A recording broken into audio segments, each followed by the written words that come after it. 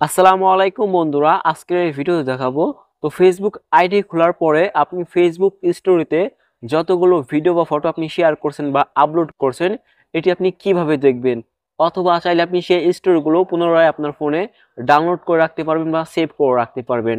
তো ফেসবুকের পুরনো স্টোরি দেখার জন্য প্রথমে ফেসবুক অফিসিয়াল অ্যাপসটি ওপেন করবেন। ওপেন করার পরে তো তারপর আপনি এখান থেকে আপনার প্রোফাইলে যাবেন।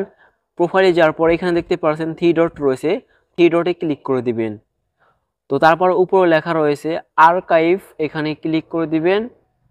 তারপরে আবার উপরে লেখা রয়েছে স্টোরি আর্কাইভ, এখানে ক্লিক করে দিবেন।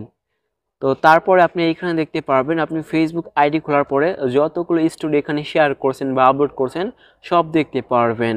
তো এবার আপনারা কিভাবে এটিকে ডাউনলোড বা সেভ করে রাখবেন আপনার ফোনের গ্যালারি থেকে, তো এখানে আপনাদের দেখানোর জন্য আমি এখান থেকে এটা সিলেক্ট করে নিলাম।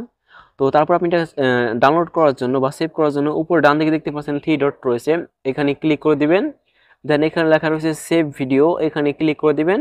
এটা আপনার ফোনে গেলাম সেভ হবে, দেখতে পাচ্ছেন সেভ হয়ে গেছে। অথবা চাইলে এটা আবার পুনরায় ফেসবুকেও শেয়ারও করতে পারবেন, নিচে শেয়ার লেখা রয়েছে এখানে ক্লিক করে এটা শেয়ার করতে পারবেন। তো আপনারা এইভাবে ফেসবুক আইডি খোলার পরে যতগুলো স্টোরি আপনি ফেসবুক স্টোরিতে আপলোড করছেন সব আপনারা এইভাবে দেখতে পারবেন। তো তারপরে ভিডিওতে বুঝতে সমস্যা হয়ে থাকলে অবশ্যই কমেন্টে জানাবেন। ভিডিওটি ভালো লাগলে অবশ্যই লাইক দিবেন, শেয়ার করবেন, ইউটিউব চ্যানেলটিকে সাবস্ক্রাইব করে রাখবেন, ফেসবুক পেজটিকে ফলো করে রাখবেন। আল্লাহ হাফেজ।